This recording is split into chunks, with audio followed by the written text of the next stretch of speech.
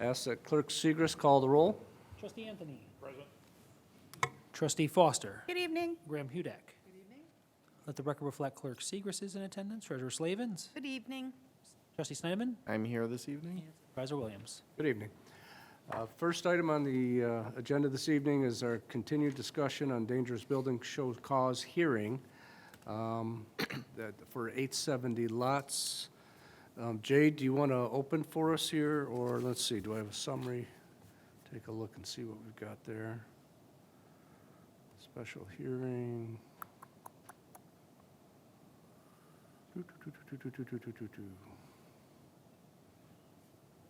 I did not bring the notes from the last meeting.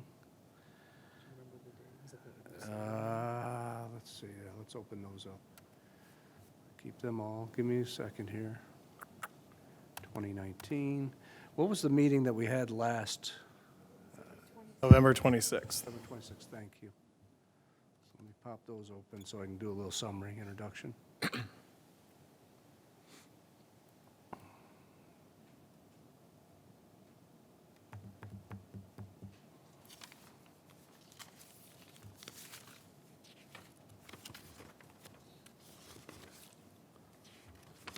I go right into C.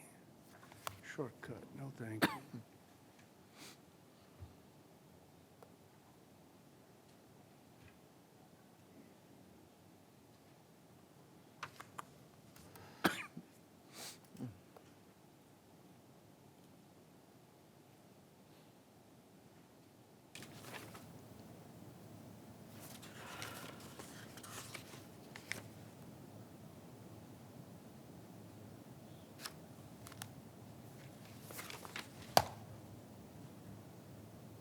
Getting there. And did we not have as part of the base there either? Okay. Okay, not having those original notes, we did have a public hearing. We began the conversation regarding 870 lots and the discussion on whether or not to show cause for demolition and declare them as dangerous buildings.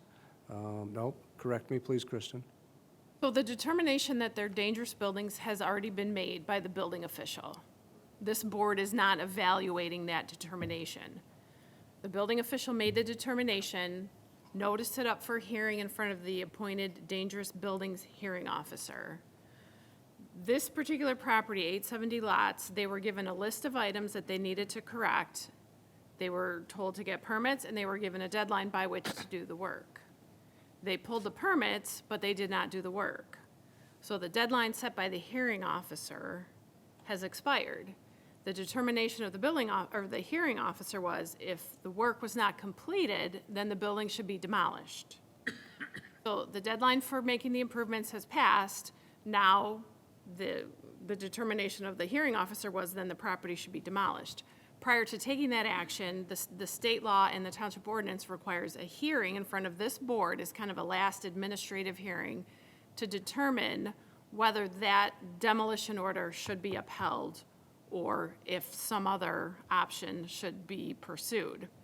We'd gone fairly deep into that conversation, into that discussion, and then it was brought up by the property owner and the representative that there was concerns that when lots was paved, that created a flooding condition that was the root cause for the deterioration of the properties itself. Right, so following the... So we put a pin in it, and we asked Jade and his team to meet with the county and see if there was indeed correlation.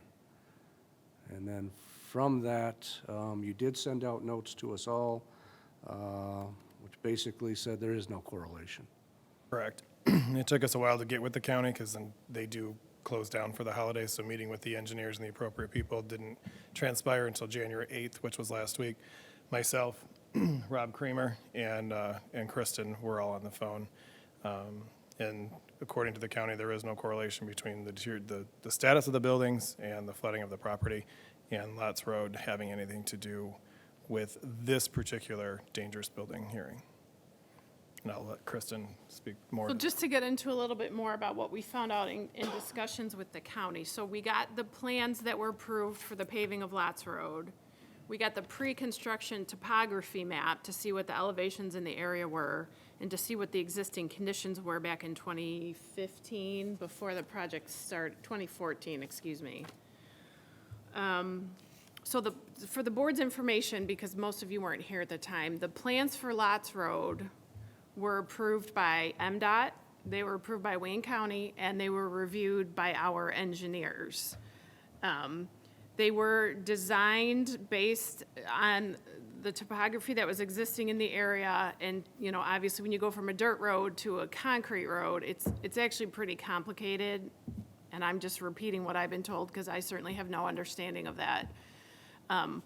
But the elevations in the area were actually reduced from where the dirt road sat to where the paved road now exists. So the road was actually cut down, reducing the difference in height, elevation between the property in question and the road. Additionally, their property sits immediately south of Lotsford when you're going south on Lots. There's a curve in the road as you pass. Most of you probably know that Lotsford is actually dissected. And as you go south, there's a curve right there. The way the road was designed, it actually curves and banks up in front of the property at issue. So it's higher by almost a foot in front of their property as opposed to the west side of the right-of-way. So of course, water naturally rolls downhill. There's an under drain in the center of the road to collect water. There's also an under drain on the on the west side of the road. On the east side, in front of the properties, there is one catch basin, kind of centrally located. I'm sorry, it's actually closer to Lotsford, but it's next to one of the driveways. And then there's a further one, or another one further south along the road. So that is designed to catch any of the stormwater that may not roll to the west into the catch basins. Those are both within the right-of-way, which is, you know, the county's property and what they're expected to monitor, maintain, and construct, which they did. Bill Surchek went out and confirmed that those catch basins are in fact still there. Bill also reached out to one of the engineers at Spalding DeDecker, which was the engineering firm that created the plans. And he said the road in that area was specifically designed to draw water away from those properties, and that based on, in his opinion, based on how those plans were drawn, they should have actually alleviated some of the stormwater going onto the properties and again, drawn it away from them. So they see no correlation in any flooding on the property and the Lots Road project.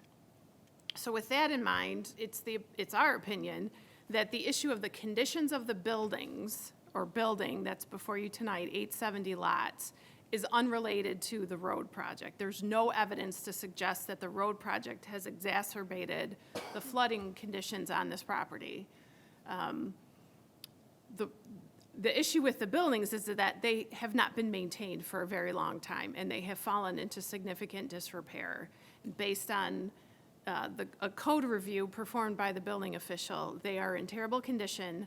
They were given deadlines. They pulled permits, which was the first part of the direction from the hearing officer, but they did not proceed to do the work. We are past that deadline. The board needs to make the decision whether the demo order of the hearing officer should be enforced or if there's some other option for them. Mr. Creamer is here. The county representatives had indicated they may be here, but I'm not seeing anybody. And we did ask a representative from Spalding DeDecker, but because that request was only made yesterday, it wasn't enough time to get somebody here.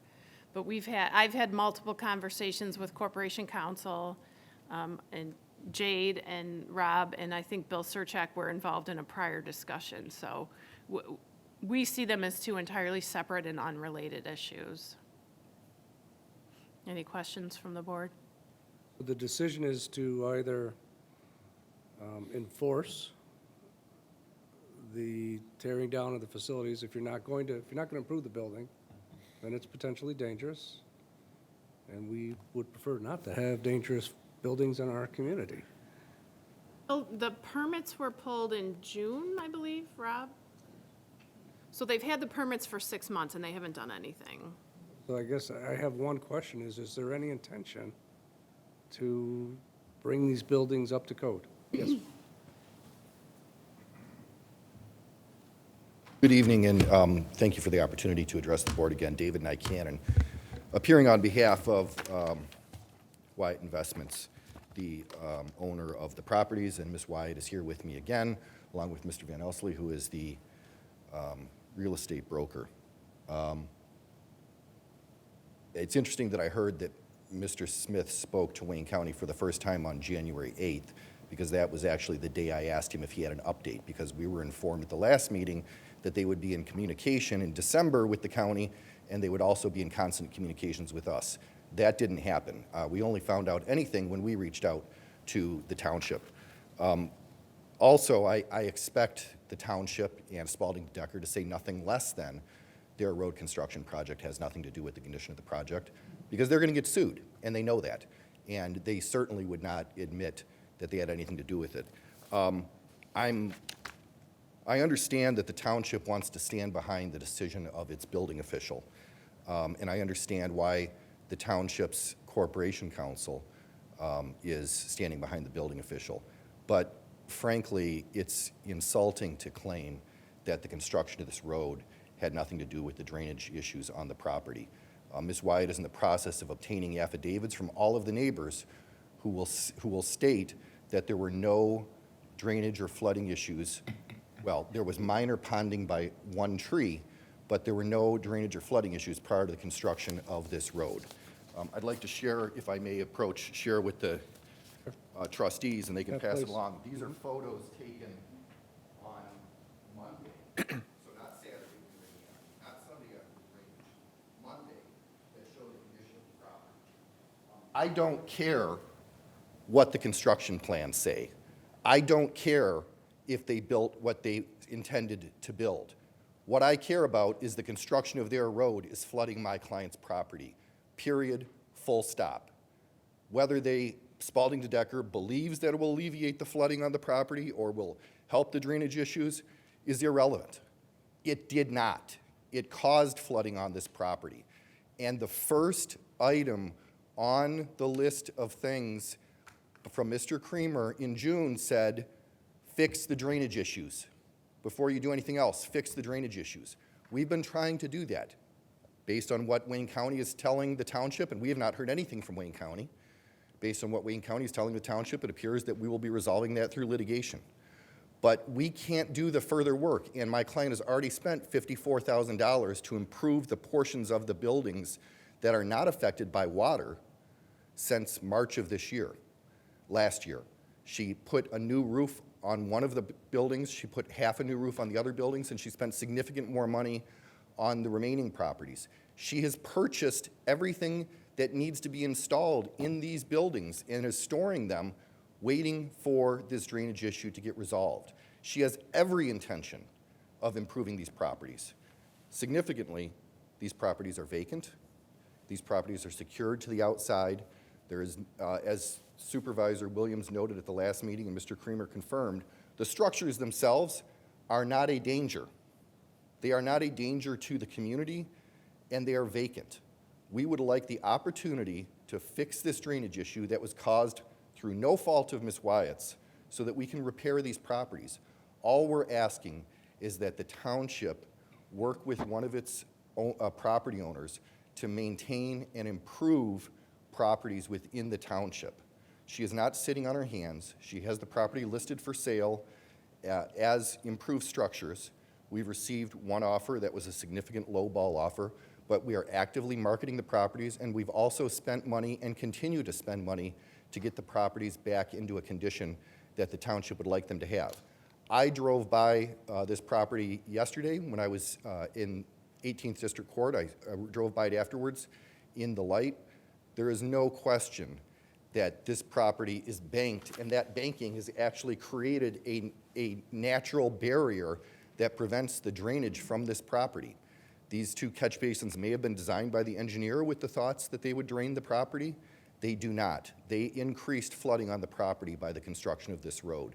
And sometimes things are pretty simple. I'm not an engineer. Pre-2015, no flooding. Minimal ponding by one tree. Post-2015, we have a lake. This is not complicated. And the county and the county's engineers and the county's civil engineer, I expect them to say nothing less than they had nothing to do with this problem. Litigation will bear out that they did. Filed suit with the county. We have not, because we just learned of this yesterday, because the township just sent us the plans that they were provided yesterday, last night at 5 p.m. We received the plans that the county is relying upon last night at 5 p.m. We had an occupant in one of the facilities. He has been evicted. He has been out since, he has not been residing in that property since at least last Wednesday. He has been back to retrieve items, but he has not stayed in that property since last Wednesday. But that is not the property that is up for today. Understood. But the property it's that is part up of for the today is, conversation, the the property whole that's up for parcel. today has been and continues to be vacant. They all continue to be vacant. They have some personal items in them of people, but they are not occupied, and they are secured to the elements. They are locked. They are secured to the outside. They are, and as even Mr. Creamer identified, the structures, the exteriors of the structures themselves are not a danger to anyone. Mr. Supervisor, if I can. Please. Mr. Nycanon is taking way too narrow of a definition of dangerous buildings. If you look at our ordinance and the state law, dangerous building does not mean it's about to fall down on somebody. It means that it's unsafe to humans to occupy the building. Those are the issues. The other thing, he's misrepresenting the comment in the review, or the punch list, if you will, that Mr. Creamer created about having to remove the water to proceed with remodeling. What it says is concrete slab on grade is wet, and remodeling cannot proceed until corrected. What Mr. Kramer is referring to is water inside the home. He's not referring to any flooding or ponding that may be occurring in the yard. He's referring to standing water inside the home. That was the issue that he wrote up that needs to be corrected before you remodel. And I think he addressed that last time before the board. If there's water getting into the house somehow, there's no point in ripping out the drywall and the insulation and replacing all that, because it's just going to get wet and get moldy again. But if you continue down the list, there appears to be mold inside the property. That's part of what makes it a dangerous structure. You don't want somebody living in there where there's mold present. And clearly there's mold present because water's getting inside the structure. So again, they're trying to intermix these two issues. They're completely separate. But if they were sheds, would they be acceptable? Not houses. We stopped calling them houses. We call them sheds. Are they acceptable? For what purpose? I don't know. Put tools in. Storage. I give a hoot what they want to use the sheds for. If we stop calling them houses, are they acceptable? Yeah. Once they take the drywall off, we have to see how rotted the supporting wood is. Underneath it, yeah. Can I Well, they're briefly? uninhabitable, understood, agreed. They're dangerous, cannot live in them. But as structures that are not being lived in, are they dangerous to the community? Are they a danger to the community? They can't treat them as sheds or storage buildings know. because under the zoning ordinance, you can't have an accessory building without a main structure. Last time they brought in a side discussion that gave us pause. We clarified there is no correlation between what's happening there. They choose to go after the county. That's between them and the county, right? I give two hoots. But in the meantime, until that county, the suit with the county is resolved, they want to hold on to the structures as they are, and then once they can make the lots dry again, from whatever the outcome of the suit is, then they're going to improve it, I think is what you're telling me. Absolutely problem what I'm is if telling you you. And have- I would point out that I think that while I understand Ms. Cole believes that I'm taking a very narrow reading of the dangerous buildings, what I think I'm doing is taking a common sense reading of dangerous buildings. The buildings are not occupied, period. If they are not occupied, are they a danger to the community? And if they are not, is it in the township's best interest to demolish a structure that is not occupied, that is owned by a property owner, that has been damaged through no fault of her own? The second thing I would say is I don't believe that I misrepresented Mr. Creamer's note, because he said that when the slab is dry, then you can do the work. Don't do the work until the slab is dry. Take a look at those photos. How am I supposed to keep the slab dry?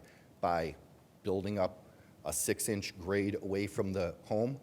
That flooding is not caused by the property owner. It was caused by the construction of the road, and the construction of the road has prevented us from doing the work that the township has asked us to do. At least, we could certainly do the work. We could spend $50,000 and do the work, and it would be destroyed by water again in one heavy rain. I don't think that makes sense. I know it doesn't make sense for Ms. Wyatt.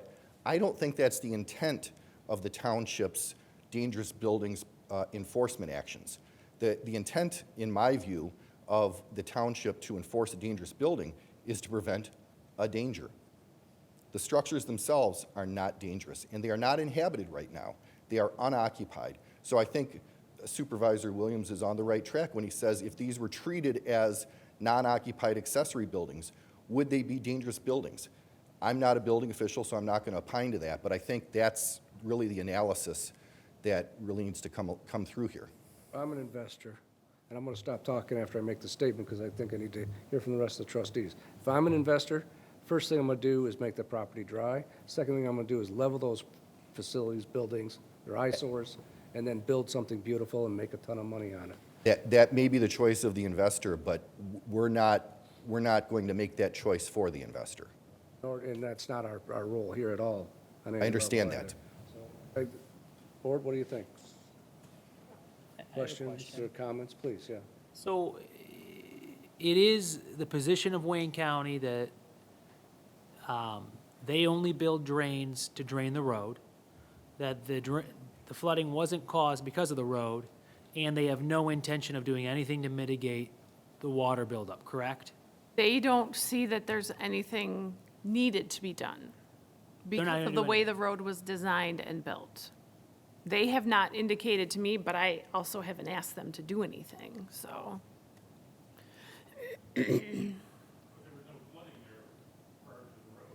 I don't know that that's true. I think Ms. Wyatt, Ms. Wyatt could speak to that, Mr. Van Elsley could speak to that, and the neighbors will be signing affidavits confirming that. We also talk about in our first one that they were going to put a drain in, isn't that was a big part of the discussion? That was the initial. Mr. Nycanon made a statement that the county was supposed to put in a drain, but there wasn't, that they had covered over a ditch, but there's nothing that we've seen that would support any of those statements. There is a catch basin on her property right next to the driveway of the structure that's closest to Lotsford. That's not the one we're talking about tonight, That but- catch basin's not on her property, it's on a neighboring property. If I may continue, so if we know the county's not going to do anything, and we know the building owner is not going to do anything until the issue is fixed, short of getting dragged into a bunch of secondary or tertiary issues that aren't related to a dangerous building hearing, the question before me, as 1/7 of this body, is am I comfortable leaving a building that has been deemed dangerous by the only person in the room who is qualified to deem a building dangerous, standing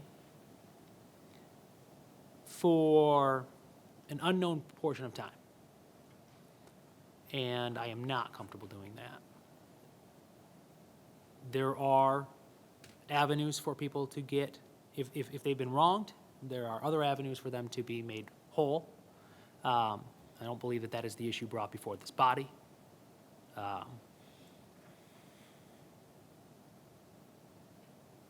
mean, but that's my own opinion. I was going to say, I think the question for us is dangerous building. That's basically, we're not talking about flooding today, we're talking about dangerous building, which Rob Kramer has said, yes, this is a dangerous building. So that's the question before us today. Is the building dangerous? The way it stands now, and if nothing's done in the foreseeable future and it continues to rain, is that building, in your opinion, a danger to the community? It meets the criteria in the Act for dangerous building. No, It meets more than one, and all it has to meet is one. That's all it requires is to meet is one. And one is being vacant for 180 days. From what I heard from the county is saying that their water, that the water drainage on their property is not their issue. Whether the road, they're saying that you cannot drain your property to the county road. And that's why they're saying that this is not their issue. They're saying if the water is on their property and it's draining towards the county road, it's not the county's responsibility to get rid of that water. That's the owner's responsibility.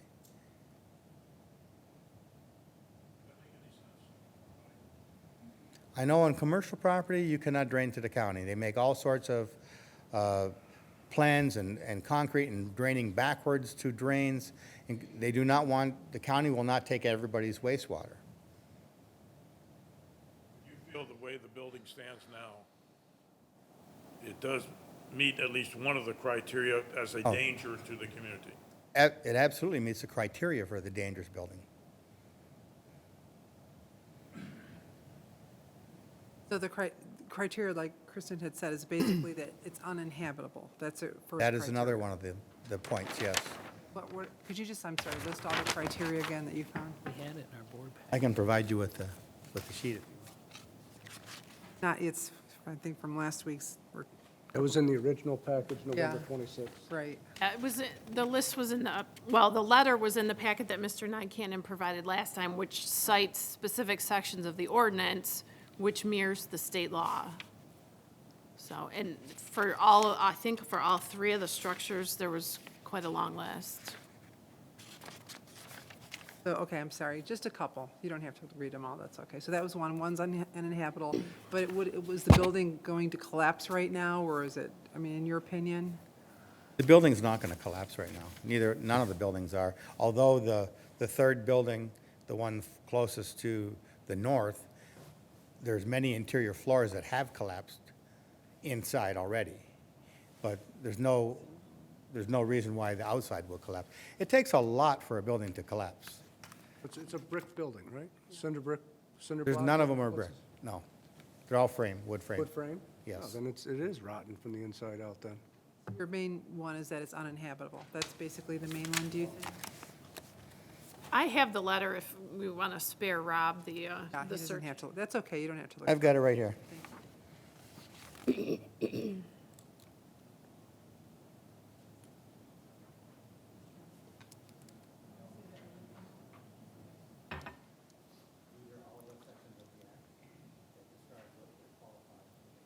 Oh, and which is the main one for you, for this particular house? Oh, okay. What we had done is we had put all three properties into one, and at least one of those meets at least every property that's there. Okay. Meets them all.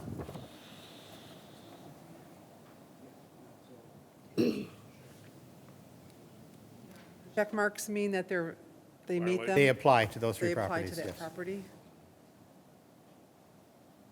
Okay. All right, thank you. I really think that the biggest hurdle is that Wayne County's claim is that they're not claiming that the house isn't flooded. They're claiming that that is water that they're not responsible to control, that is coming from that person's lot. They're saying that their road is taking care of their water, their system takes care of the water from their road, and that water that you see in the pictures that the homeowner provided is from their property. And the fact that their property is not draining is not their problem. They're saying it's not their responsibility to take care of the stormwater from that property. Can I ask a matter of just a question in timing? So we found that out from Wayne County when? Just because you said they were on vacation, right? So, Yeah, just to kind of briefly go back through the timeline, and I put this in my packet to you. Actually, the night of the hearing while we sat here is when I actually contacted Wayne County for the first time with a response on December 12th, setting up a meeting for January 8th. So that is the timeline as to when we were able to actually communicate with the county. And from that meeting, had their corp counsel and their engineers on the phone along with our team, which then produced the drawings and the plans that we've been looking at for the last 2 days. So that's how the timing has worked with the county. They didn't find out until today, yesterday? I mean, Well, Anne Marie, I Well, we had to do our notified- discovery. I mean, we had to make sure that we knew what we were talking about and make sure we had all of the information. We didn't receive the plans for the road, I don't believe, until I didn't get the plans until yesterday. yesterday. That was yesterday morning. But I notified Mr. Nycanon on Friday, after our conversation, that we had spoken to them, and their position was the water was not coming from the road. The road was constructed to, you know, not add water to the surrounding properties with significant amounts of drains and catch basins. And then when the township received the plans from the county, I forwarded them on to him yesterday, within a couple hours of receiving them. basically, you got the information a couple of days ago, and, and so basically, this is it. You're saying we didn't give you enough time. That's what you kind of said a few minutes ago, right? Because you just found out. Would that have changed anything in your mind if they're basically saying? I see. Okay. Please, if you'd like to approach the podium. I've worked that area for years, and I'm used to go up and down the road when the road was dirt and you bump, bump, bump, bump, bump. And that curve was a treacherous curve. They had a big ditch that all the water would go into. And now the water has nowhere to go. They've banked it up. There is no open ditch to go into. You see the results from the pictures there, and I've always thought that if you break something, you fix it. So by no fault of her own did she break that. As a result of that road going in, now we've got a problem. And the county doesn't want to do anything. I doubt if the person who said that it was all right actually went out and looked, because if he would have realized there was a problem. Go ahead, please. One last thing, I just want to clarify, the question about the county's position on drainage. I agree that the county does not have the obligation to drain our water, but they do have an obligation not to prevent our water from draining. So if you do something on your property that affects the natural flow of water from another property, you're responsible for that. And that's what happened here. They built an impermeable surface that caused all of the water to cluster and pond on our property, and it took away the natural course of drainage from that water in the past. Again, I'm not an engineer, but there is no other explanation. This is, in law school we call this res ipsa loquitur. The thing speaks for itself. There was no flooding before the road. There is flooding after the road. This is not complicated. And I am confident that a Wayne County jury or Wayne County judge will understand that very quickly. And when we have an expert who will testify as to the causes of this flooding, I am confident of that. And then just to speak to Mr. Sechrist's concern about timing, I'm not asking you to put this off forever, while as long as we feel like, we're going to pursue the county. The township certainly has the opportunity to set a date to revisit this, just like we did last time. But to move forward with demolition of property that is uninhabited, and you kept asking the same question over and over again to Mr. Creamer, and I understand Mr. Creamer, his approach, and I don't disagree with it. If something qualifies under any of these criteria, then by definition under my job duties, it is a dangerous building. But he never answered the real question, which is this building a danger to the community in actuality? Not by some checklist, but if you leave this quote-unquote dangerous building standing out there, is there a danger to the community? He wouldn't answer that question, and there's a reason for that. Now, it is the township's position that it is a dangerous building under meeting some criteria under a checklist, but I'm trying to deal in common sense here. Is this uninhabited, vacant, secure building a danger to the community And if it is not in your view, for what period of time are you willing to let it stay in this situation while she has an opportunity to try and resolve this with the county? Is it 4 months? Is it 6 months? Is it no period of time? It's not my job to make that decision. That's your job. Now, if that decision is adverse to my client, obviously I have to protect my client's interests, and that may involve taking action adverse to the township. But I don't think that's to anyone's benefit. I think what's the benefit of the township, if there is a vacant, unoccupied, secure building, is to give it some time to let this play out. Now that we know the position that the county has is that their road that when it was built caused flooding has nothing to do with the flooding.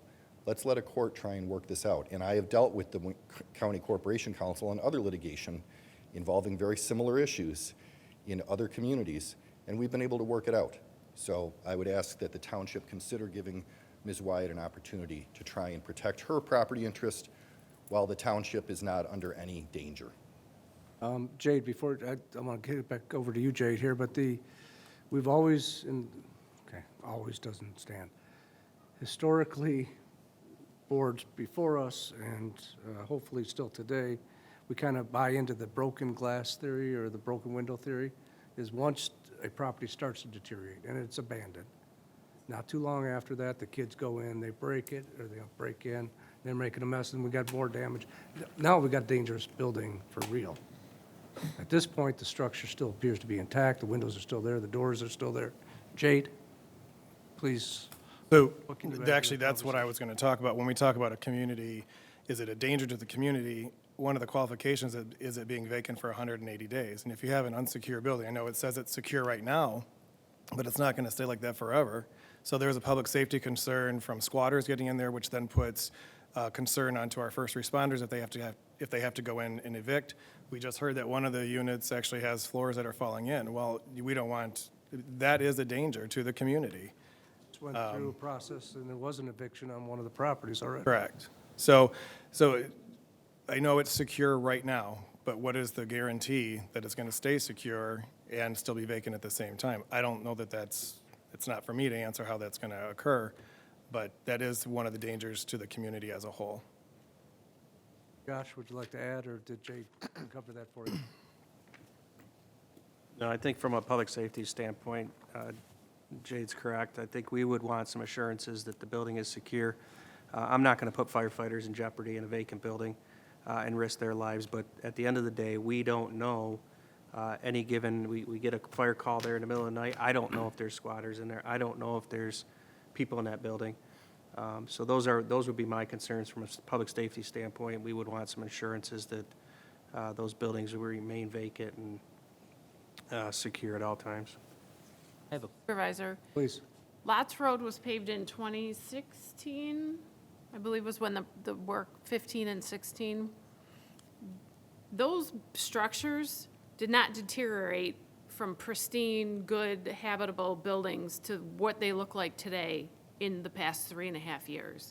They have been allowed to go unmaintained and unrepaired for many, many years, leading up to the time when they're alleging that all of a sudden the flooding is causing the issues. Those properties have been ignored for a very long time.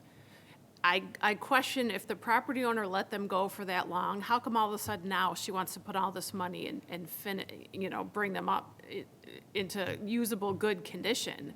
They have been neglected and sitting there for a very long time. The condition that they're in has not gotten significantly worse in the last 3.5 years. I have a question. How many inches of rain did we get over the weekend? Past weekend? 2.5, something like 2.8. I don't know what the official reading was. And we're here for a dangerous buildings hearing for 870 Lots Road. Correct. And the addresses on the outside of these buildings are correctly posted, correct? So the building that's underwater is 880, not 870. But 870 is the one that had the punch list from Mr. Kramer that talked about this water that is supposed to be from internal water, not from external water. And when I look at the photos, there is no water up to the building 870. So I do just want to point that out, that the blue building is 880 in the photographs, not 870. That is, I was looking at the old packet. That's why I got up to walk over to look at these photos. Here's 860, the water's almost gotten up to 860. 880, it looks like the water is directly up to it. But 870 is not have water touching the building with probably the worst rainstorm that we've seen in quite some time. So I just think every trustee wants to take a look at those photos, again, I think it's meaningful. And if I can just add to that real quick, we had obviously record rainfall this past week, and I think that people that never had water may have had water in their yards or in their basements. In the packet that I sent you the night of the hearing on November 26th, we also had significant rain that evening, and I think it was close to an inch. And those pictures we took the next day, and those are the ones that were included in your packet that I sent you on Friday. So that, again, those are pictures that show what it looks like after a rain as well. Can I ask a question? I'm sorry. Please. So when Kristen, in terms of, so their lawyer said that if he would have received the packet, he's looking at that he would press charges or file a lawsuit against Wayne County. In terms of, let's say we vote at this board to say this is a dangerous building and we're going to tear it down, what does a lawsuit like that do? Does that stop us from doing this then? Would that? So if well, obviously, he hasn't filed a lawsuit, so, I mean, there's, If he that's does tomorrow and we vote? theoretical. If you vote tonight to, enforce the order and order them to demolish it within so many days, or the township does it and he sues the county, that has no impact on us. If he sues us and gets a stay, then we don't get to enforce that order. We have to litigate it. So in terms of, to avoid litigation, what about, I know that when houses burn down, we put fences around them to secure the property until the investigations are over and everything like that. Would it be possible to even look at something like that, to require a fence be put around, a high fence to secure the property and keep people away? Is that?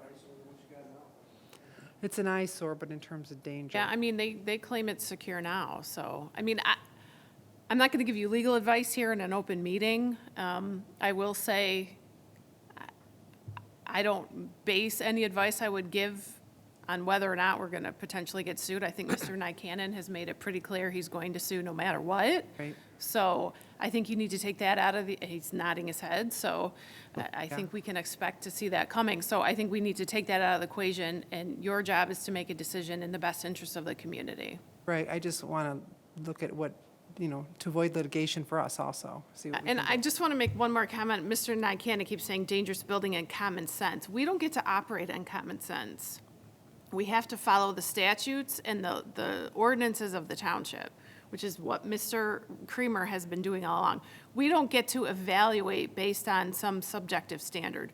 We have objective standards that we have to follow to make sure that what we do complies with the law, so that when we get sued, we have a better chance of being successful.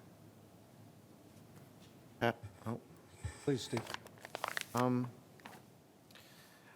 I had been looking at the same thing that Clerk Segrist had, and looking at the pictures from November that we were sent, and then the pictures from the big rainfall, and didn't actually see a lot of, it's hard to tell from this pictures, but I think this is the one picture where I can see 870 doesn't actually have a lot of water around it.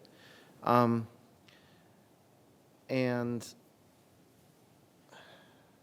a question I had was, are we going to see the other buildings coming before us in a hearing Yes. in the next I would few say weeks yes. or months, or when? I think 880's deadline to complete the works is the end of this month, so then that matter would come, and then 890 is in March. 890 is the one that looks like a motel or something, or An apartment, I guess, that was an apartment? a multi-unit structure. So, yeah, I mean, and in the pictures from November, it looks like there's hardly any, and that was like 2/3 of an inch or 3/4 of an inch, and this was, I don't know, you said 2 inches, I don't know what we got. But even so, still 880 didn't have the drainage issue. So for me, I'm inclined to issue the order, and then you guys can go and do what you have to do legally with the county. Kind of smells like a motion there. I don't know if you want to be clearer in your language, but. I wasn't sure the process, so is there a request Well, for I think that motion? I is, know we I- have to make a decision. Okay. I know Summer had a few things to say. I Okay, didn't Summer, know. please. do. No, I just have a question. So if a resident did have this type of flooding around their property, what remedy would there be if it wasn't the county? How would they take care of the flooding? Just for, There are engineering options that can be installed on private property to deal with drainage. I'm not an engineer. I've heard of some of them. I don't know what would be appropriate, but that would be for a private property owner to figure out. It's my understanding there's a drain or a creek, something to the south of their property, which is probably how the natural flow of water, because water flows to water. So they would have to evaluate and have some kind of engineering solution created that would work for their property. so if a resident had this flooding, they took care of the drainage on their own and paid for it to take care of their own, and they determined that Wayne County was at fault, they could sue Wayne County, right, to recoup those costs? I suppose, I don't know. Okay. Yeah. Well, I guess my point was they could have taken care of it and then gone to Wayne County to save the property. Oh, okay. Correct. Yeah. Because I think Rob mentioned it. The county's position is private property cannot drain into public property. And they take care when they design their projects, like this situation, to make sure that their public property isn't, shedding water onto private property. Because it's certainly not in their interest, because it invites lawsuits. If I may, Mr. Supervisor, I move to confirm the order of the hearing officer and approve the demolition of 870 Lots Road after 28 days. In favor of the motion as presented, please say aye. Aye. Motion carries. Those opposed? Hearing none. So, Mr. Supervisor, in these cases in the past, the board has set a deadline for the property owner to do it? I said 28 days. Say 28 days? Yes, Okay, in and the then motion. afterwards, would you like to see the matter, if it's not done and there's no pending litigation, the question brought back to proceed to have the township take that action? The motion I made was to confirm the order and approve the demolition after 28 days, and we've got money in the budget. So if it's not Okay. done after 28 days, I believe we've got the legal authority to go ahead. I clearly didn't hear you. Sorry, I talk fast. Basically, he's regurgitating the resolution from the original meeting from November 26th. Fine. Correct. Okay, thank you, guys, very much appreciated. Okay, that, I think, concludes the public hearing on the show cause hearing for dangerous building. We didn't really open up a public hearing per se, did we? Is there anybody that needs to take a break before we roll into the board packet itself? Do you need to take a quick break, or can we keep going? Okay, very good. Do we have, where am I at here? Okay, yeah, call for a motion to approve minutes of 3 meetings, our December 10th, December 17th, and December 23rd, 2019 meetings. So, support? Those in favor of the motion as presented, please say aye. Aye. Motion carries. Okay, then we have a recognition, guys, that I'm going to set aside until the members are in attendance. Now I would call for any citizens' non-agenda items. Is there anybody that would like to make a comment on an item that is not on the agenda this evening? Is there any public comment? Seeing none, Supervisor, I Please, make yes. a motion Thank that you. we pay the bills. Second? favorite motion is presented by Treasurer Slavin, say aye. Aye. Motion carries. Consent calendar, less item G3, which we're going to move to G0. Or C3 to G0. Mr. Supervisor, I move that the board approve the consent calendar as presented. Item C1, consider 2020 meeting dates for the Commission for Culture, Arts, and Heritage. Item C2, consider authorization to amend the agreement with Catherine's Catering and Special Events Incorporated. And item C4, authorization to pay the bills when no regular board meeting is scheduled. Support. In favor of the motion as presented, please say aye. Aye. Motion carries. Now for what was item C3 is now G0. Consider reappointments to the Canton Tax Board of Review. Mr. Supervisor, I move that the Board of Trustees approve the reappointments of Stan Turek and Brooke Franklin to the Canton Tax Board of Review for 2-year terms to expire on 3/1/22. Support. In summary, Stan and Brooke are experienced members of the current Tax Board of Review. They have their expiring terms March 1st, 2019. Both have expressed interest in continuing their service, and both have been rated excellent as excellent board members by our assessor. I now would like to recommend the reappointments of Stan and Brooke. Are there any questions, statements, comments? This is a three-person board, I think? it Yes. says?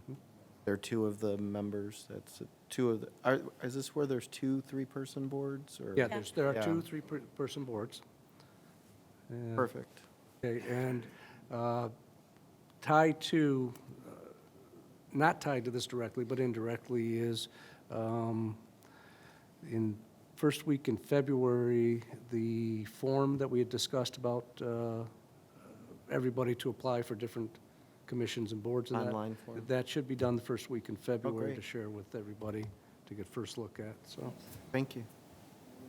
Questions, comments? Seeing none? Okay. They are willing to do another 2-year term. I appreciate their Thank service. them. Yeah. Those in favor of the motion as presented, please say aye. Aye. Motion carries. Thank you. Item G1, request approval to renew Civic Plus website hosting services. Mr. Supervisor, I move to approve a purchase order in the amount not to exceed $17,842.81 payable to Civic Plus Incorporated for a renewal of hosting services, software support, and maintenance services provided by Civic Plus covering a period of 1 year. IT Services is requesting permission to renew our hosting services and support agreement with Civic Plus, which expires January 22nd, 2020.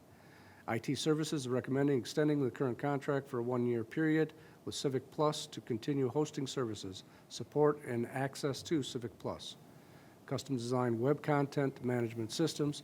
And for those of you who looked at year over year, our costs are actually going down because Wendy and her team have combined web access points, I guess is the best way to put it.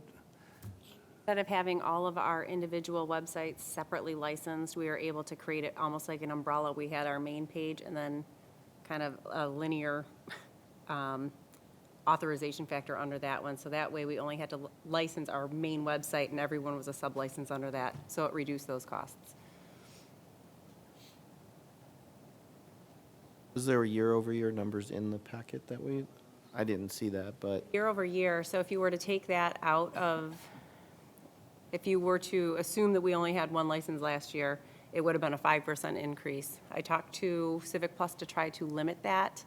Asked if they gave discounts for a multi-year, or limited the price increases. I explained, we're a government. As you're aware, they're host for multiple governments and said how our revenues can only go up by inflation, yet they're raising their prices by 5%. Could they do anything for us? They gave me a 3-year price, but when I actually looked at what that 3-year price was, it was $56,000 for 3 years, where if you would have increased this 5% each year, it actually would have been less for us to increase it 5% per year. So I explained that I was not happy with that. We'd stick with a 1 year, and we will determine if this is something we want to continue to use Civic Plus for. So, Taking our overall cost down, but Yep. by But it is a consolidating, 5% but there is an increase. incremental per unit 5% delta up, which is still less than what we paid last year. and our web committee, who oversees the website, is happy with the service that we get from Civic Plus. When we took it out to bid, they were the cheapest one on top of it. So I think there's overarching positives from it, but I'm going to continue to pursue and try to talk to the management to see what we can do for moving forward. I know there's work to move it to some other Right. place, so you probably have to take that into account, but I'm assuming you'll look at the alternatives in the future. Correct. Comments? Those in favor of the motion as presented, please state aye. Aye. Motion carries. Item G2. Request approval to purchase Kronos Workforce Dimensions and Telestaff software. And this is in the form of two motions. Mr. Supervisor, I move to approve the purchase of Kronos Dimensions and Telestaff software in an amount not to exceed $135,571 and authorize the Township Supervisor to sign a 5-year agreement to freeze the annual fees at the current rates. Support. 2008, the township purchased, I'm sorry? Nothing? Township purchased the Stromberg timekeeping solution. In 2010, Kronos purchased Stromberg, and the Kronos Workforce Central Solution has served the township adequately since that time. In 2019, the township became aware that Kronos solutions that we are currently using would no longer be supportive after December 2020 without significant upgrade costs. Instead of simply upgrading the current software, the township decided to issue an RFP for timekeeping and scheduling solutions. Through summer and fall of 2019, a panel of approximately 20 staff, township staff from various departments participated in 6 vendor software demonstrations and interviews, and it was clear that Kronos software is the most robust, has the most experience with governmental timekeeping, and can provide the best solutions to make sure our employees' time is properly tracked and paid. Should the township approve this option, the staff's recommendation is to approve the township supervisor, myself, to sign a 5-year agreement which will lock in the current fees for a 5-year term with no increase unless our staffing levels increase. So are there any questions, comments for Wendy? It's a mouthful, pretty straightforward, very good. Good work. Those in favor of the motion as presented, please say aye. Aye. Motion carries. Now what I would like to do is, second motion. Yep. Supervisor, I further move to approve the following budget amendment for the cost of Kronos Dimensions and Telestaff as listed. Support. In favor of the second motion as presented, please say aye. Aye. Motion carries. Now what I'd like to do is if Director Meyer, Public Safety, and John Anthony, Trustee Anthony, could make a very, very special presentation to Tabitha Hardy. Tabitha, you're with us this evening, wonderful, and I see your family's here too. So if you would, please come to the podium with John and Director Meyer, with Trustee Anthony, and John's got a little, not a little, a very significant thing to present to you this evening. Tabitha, come on over here. You're quite a person. You got a lot of guts, I'll tell you that. This comes from my mom and dad, I'm sure, and their family. Well, the township is pleased to be able to recognize you for your efforts here in connection with a potentially very serious situation that you were confronted with. Have you ever had any training? And boy, you acted perfect. You need to give training to somebody. I tell you, you acted appropriately. But your actions resulted in saving some lives, I'm sure, calming a situation that could have really spiraled out of control. And with the police department here today, they can tell you these things happen in a blink of an eye. And the township board would just like to propose a resolution here to honor you for your quick action. Give me a moment here. This is a resolution recognizing Tabitha Hardy. Whereas the Canton Department of Public Safety recognizes the importance of heroic citizens and their involvement in the accomplishment of its mission. Whereas on the morning of January 22nd, 2019, Tabitha Hardy was attending class at a technical college in Canton when she was notified by a classmate of his intention to cause potentially fatal harm to himself and or other students. Whereas Ms. Hardy was able to maintain calm and convince the individual to terminate the plan and return home to clear his thoughts. Whereas a 911 call was placed and the police department immediately began an in-depth investigation, which culminated into felony charges being issued against the individual by the Wayne County Prosecutor's Office. And whereas due to Ms. Hardy's calm actions, willingness to get involved, and disregard for her own safety, a potentially dangerous situation was averted that morning, and now therefore be it resolved that the Board of Trustees of the Charter Township of Canton, upon recommendation of the Director of Public Safety, does hereby recognize Tabitha Hardy for her commendable contribution to the Canton community and to the Canton Department of Public Safety. Signed this January 14th, 2020, by Patrick Williams, Canton Township Supervisor. Thank you and congratulations.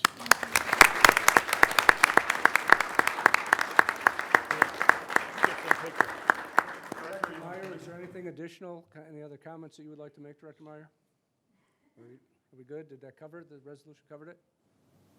Yeah, no, I think the resolution covered it. Her actions that day were heroic. I mean, to have the wherewithal and the ability to not only call 911 and get the police department to respond, but to talk this young man out of what he was intending to do probably saved lives that day. And then, if we could, Clerk Segrist, could we have a second to the motion, or the resolution has been presented? To Support. Have this formally read into our official record. So we have the motion support. Board, those in favor of entering this into our official records, say aye. Aye. Motion carries. Tabitha, thank you on behalf of Canton. We do appreciate it. Yes, thank you, and I appreciate it.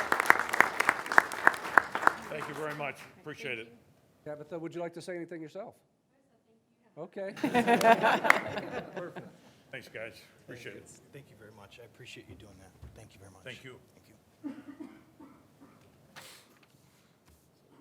Tabitha, if you and your family would like to go out, because we're going to get pretty boring from here on out. I think you were the most exciting thing we had going tonight, so thank you for doing that, yes.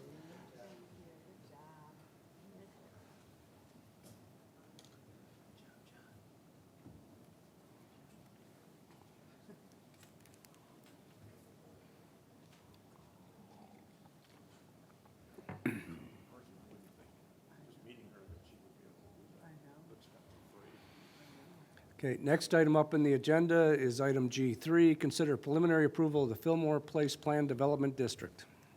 Mr. Supervisor, I move that the board adopt the following resolution, a preliminary approval of a planned development for Fillmore Place. Whereas the project sponsor has requested preliminary approval of a planned development for Fillmore Place located on the west side of Beck Road between Michigan Avenue and Geddes Road. And whereas the Planning Commission reviewed the preliminary planned development plan and draft development agreement and voted 8-0 to recommend approval of the request as it meets the criteria for a planned development and results in defined and indefinite benefits to the community.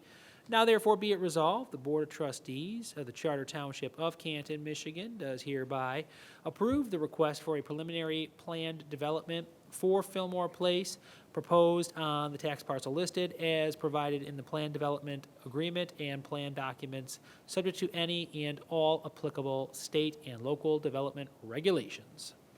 Support. We have, I believe, Representative Kevin Spizensen from Fillmore Place Associates with us this evening. If anybody has any questions for the Fillmore's representation, that now would be a good time to ask that. Just to review again in summary, the applicant proposes to locate 504 apartment units on approximately 97.3 acres located on the west side of Beck between Michigan Avenue and Beck and Geddes again. Project density of 5.18 residential units per acre is less than the density of 8 units per acre recommended by the comprehensive plan and allowed under R6 zoning. The two entrances are proposed along Beck, and a secondary access is proposed in the southwest part of the site for a future connection to Woodbridge Estates. The secondary access to Woodbridge Estates is conceptual at this time, and its location will be finalized prior to site plan review. Each planned development district is required to demonstrate definite benefits to the community. The project sponsor proposes the following definite benefits: maintaining 33% of the site, almost 33 acres, as open space, which exceeds 25% open space minimum, and include a large woodland area in the north part of the site providing trails and active recreation through the open spaces, reforesting 2 acres of open space in the southwest part of the site adjacent to Beck Road, and connecting the proposed sidewalk along Beck to the current sidewalk termination of the Science Drain, and making traffic signal improvements noted in the traffic impact assessment. Other site amenities include a clubhouse, pool, playground, dog park, community garden, and gazebos. Are there any board comments or questions? Okay. Anne Marie? The big thing here on the planning zone is we talked about traffic a lot. That we do know that there's going to be a left turn signal at Beck and Getty's. And then also we know that that other one at Michigan and Beck is coming up for the westbound traffic. There's also a question about having that light, adding a light for the eastbound traffic, because there will be a domino effect. So there were a lot of questions around that. Also, Dawn, our architecture, did have some questions on the masonry, but that'll still be worked out as we go on. But it did go pretty I good. did get something in writing, I thought, from MDOT stating that they were going to put a light at Beck and Michigan Avenue Yep. some time ago. I mean, how quickly that's going to happen is not quick enough, but Bill, I know you just walked in the room, but I believe that's a 2020 project. So I 2020 believe that's going to be project with the happening lights- this lighting year. improvements there. The light at Beck and Michigan Avenue? Yeah, that was the westbound side of Michigan Ave. Yeah. They're bidding it this year. And they were going to look at the eastbound side also, because you've got that traffic that goes across where we have the baseball fields and the high velocity. They're only doing the Westbound. They're only doing the westbound direction. We keep making requests to go the other way also, because to try to break up traffic so people can make that. It's because the people were asking about the domino effect. You know, there's going to be a lot of traffic going straight, then turning around, then going down Michigan, and that would increase that traffic and lessen that break. But that was one of the things that were discussed. We can continue that conversation. Michael, please. Yeah, I just want to, applaud both the planning department and the developer. 33% open space, which is well above the required amount. The fact that there's a reforestation of 2 acres, that's very heartening when you see responsible development coming in where we're trying to maintain the rural character within reason, keeping things, not so. The lighter density, the maintaining the green space, the extension of the sidewalk, which is in line with our goal to have a livable, walkable community. Those are all excellent things. And I know that the zoning, the way that the comprehensive plan would have allowed for a higher density. So I just want to say this is a good PDD. So thank you very much. Steven? Ann is stealing my thunder tonight. Talk first. No, you're doing a good job. Yeah, I also think it looks like a well-thought-out community. It looks like you're preserving, if you don't mind, could you come up to that? Because I had a few questions, but it looks like you're preserving a lot of the wooded areas and turning it into that. That seems to be where the woods are today in this property. Is that correct? Yes. Sorry. Yes, it's a heavily wooded area. We worked very hard with Jeff. He's not here right now, but save this area, or he is, I'm sorry. Oh, there he is. You moved. He moved down, yeah. Yep, worked very hard with him to save this area. We kept increasing it. I think that total area now is about 10 acres that we are saving and preserving, all the trees, and they are pretty substantial group of trees in that area. Great. Jeff, do you know, will there be a survey done, and are they going to be just equilibrium, that they won't really owe money for trees because of what they're preserving, or? Yeah, at this point, we don't know what the exact tree impact will be done until they get the site plan. As the resolution states, this is the preliminary PDD, so their next step would be coming back with a final PDD and preliminary site plan for the first phase of the development. I think this development is divided up into 5 phases, so it's a 5-year build-out essentially. So they'll probably start on the east end, closest to Beck Road, and then, move forward, get the, boulevard end, get some of the amenities in along with the first phase. So we won't see too much activity along the north side, except on the east edge of that wooded area, and they'll have to do a tree survey as they go, and we'll determine what the replacement requirements are on as they go. I noticed 2 entrances on Beck Road, is that right? They're both Yeah, on there's Beck 2 Road. entrances on Beck, and there'll be a future connection to the west to Woodbridge Estates. This is an Oh, okay. opportunity for us to connect to Woodbridge. Woodbridge only has one access out into Getty's Road right now. So ultimately, we'll work with the developer at Woodbridge when they build out the south end of Woodbridge to find out where that connection should be to benefit both projects. So. And are these rentals? They're all rentals, or are there any condos? These are all rentals. Okay, that's good. And the only last thing is, when I was looking at Google Maps, it looks like on the corner of Beck and Michigan Avenue, the sidewalk isn't finished at the corner there. Is that right? Right, so we'll have to work with MDOT and work with the engineering department on getting any kind of, when the light goes in, then we'll figure out what kind of crosswalk can get in along to connect the commercial, sides of the road, so. No further comments, question, John, do you have a question? Why apartments and not homes? Just felt in this area, backing up to the commercial and Michigan Avenue, and there can be more industrial that can go behind that. We felt it would just be for competition to try and compete with other areas in Canton that don't have, the industrial.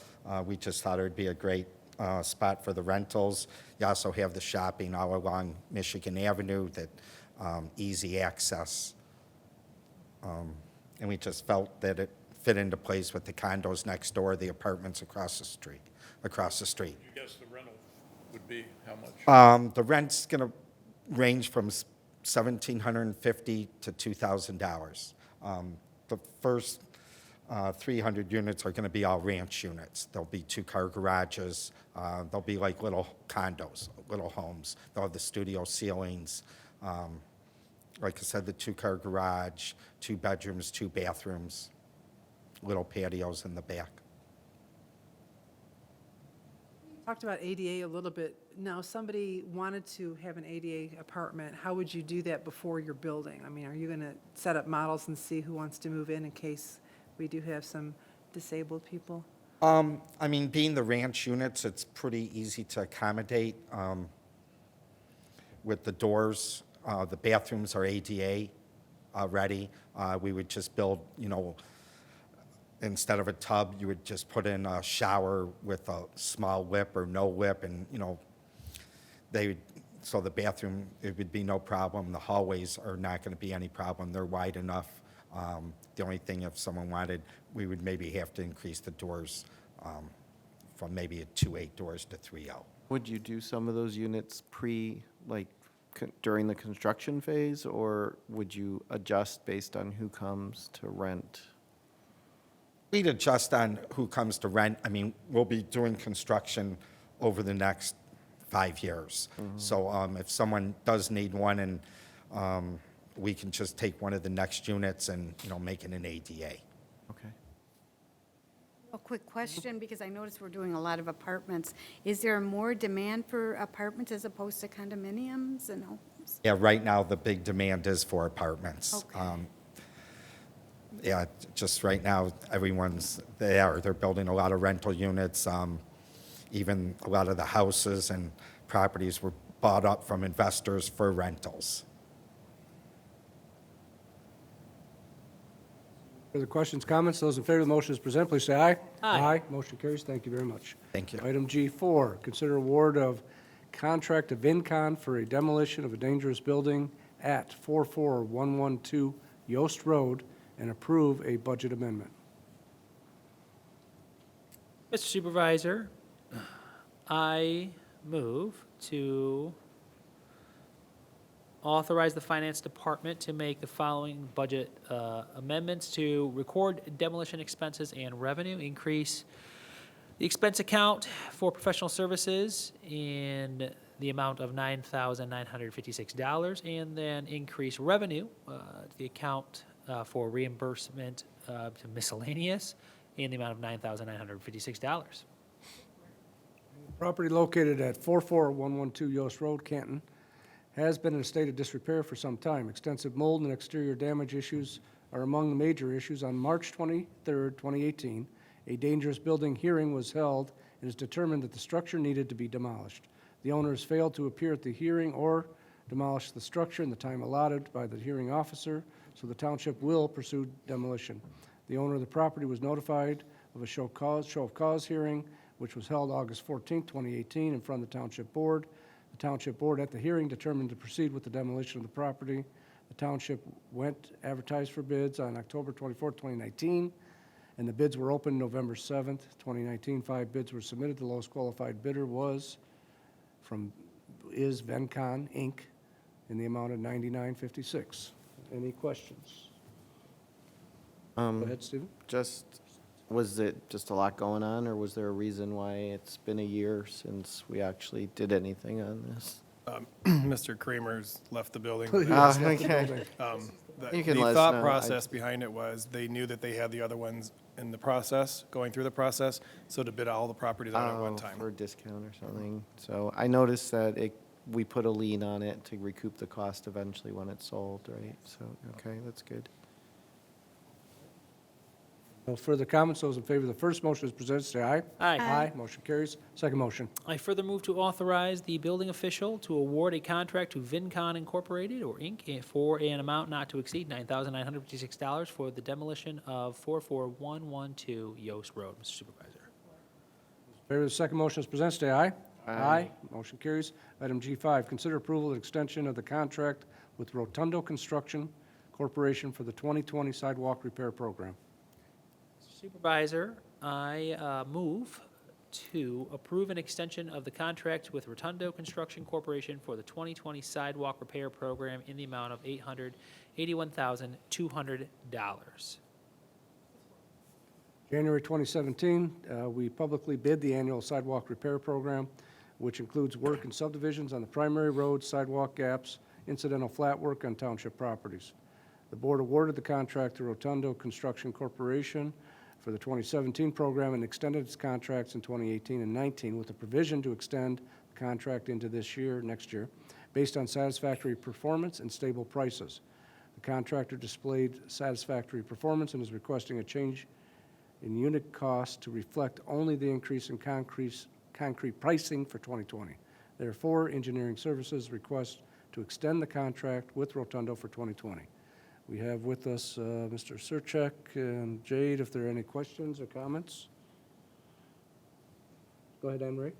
So we believe that the costs that they're increasing are in line with what is going on out there, basically, because we aren't.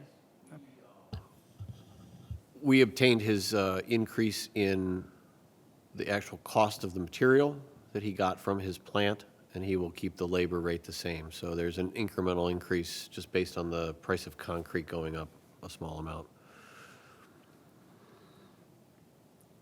So the increase in dollar amount is from the volumes that we have to do in this area, whatever area we're addressing this year? The increase in dollar amount is based on what we've assessed, yes. We have moved into areas where we are in subdivisions in the 80s and 90s era, and we're starting to encounter significantly more concrete that has this ASR. We've talked about that corruption of the concrete. So we're starting to see that in these subdivisions we're in right now. We're in sort of the south-central area of the township right now. Only other question is, we recoup most of this through payments from the homeowners? Yes, most, and I think there's a statistic in there, about 92% of the work this year is actually reimbursed by property owners. We have much less work on the major roads this year. We did a lot of major road work this year. No further questions or comments. Those in favor of the motion as presented, please say aye. Aye. Motion carries. Item G6. Oh, we had a Motion approve here? the budget amendment. Okay. Supervisor, I move that we, the board approve the budget adjustment attached. Second? In favor of the second motion as presented, say aye. Aye. Motion carries. And I need to find my G6. I bounced. Consider approval of residential cross-connection control contract with Hydro Corp. Incorporated to implement Canton's residential cross-connection control program. Supervisor, I move to approve the professional services contract with HydroCorp Incorporated to provide management services and inspections for the township's residential cross-connection control program for an amount of $142,440 per year, and further authorize the township supervisor to sign the agreement on behalf of the township. In summary, the Michigan Department of Environmental, Great Lakes, and Energy, EGLE, requires municipalities to provide for a safe water supply system through an effective cross-connection control program. EGLE requires municipalities to inspect commercial and industrial and residential properties and submit annual reports for their programs.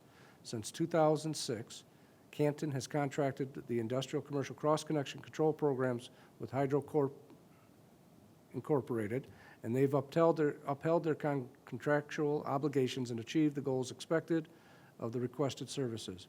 Eagle is now requiring Canton Township to implement a program to inspect, control, and report on residential properties. To accomplish compliance, an extensive evaluation included interviews with Brownstown, Novi, Oakland County were conducted to determine Canton's next steps. Due to the cost necessary of hiring, training, staffing, and equipment purchases, it has been found the best option is to have a HydroCorp perform these services as an extension of services. The 3-year proposal for the required services is in the amount of $142,440 annually, or $11,870 a month.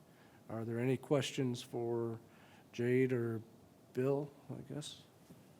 This is something new for the community. We will also recover our costs from the residents. Correct, yes. And Gonna be- after tonight, we will get together with HydroCorp and we'll figure out that cost. This breaks down to about $47.46 per home, just for them to provide the service, and then we'll work. I've already had discussion with finance in regards to Canton's administration fee. Going to be added to the tax bill? No, it'll be... Water bill. Water bill. Letter? Water bill. Water bill, Yep. attached to the water bill. So it's going to be a shocker for some folks, right? Correct. Yeah, we've identified all of the homes already, and we'll put together an education piece that'll go out this spring. Well, actually, probably sooner than that, because this will actually take effect when the weather breaks. All done this year or over the next, how many? Course of 3 years. 3 years, okay. No further questions. Those in favor of the motion as presented, state aye. Aye. Aye. Motion carries. Item G7.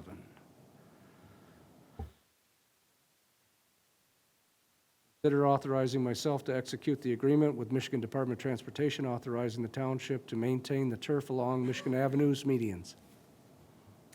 Mr. Supervisor, I move to authorize the Township Supervisor to execute the agreement between the Michigan Department of Transportation and Canton Township for maintenance of the turf in the Michigan Avenue Road right-of-way. In terms of a summary, about 4 to 6 times per season, we cut it. MDOT reimburses us for our costs plus our overhead associated with it. Basically it. It's something we've done before. It's just a approval for the next season. Any questions, comments?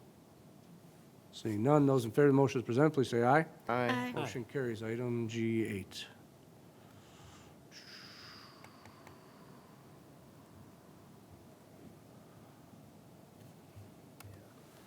Consider award of contract for the 2020 tree maintenance project to Frank's Landscaping and Supplies.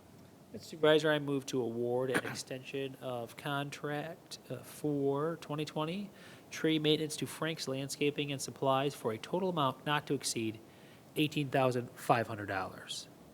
Support.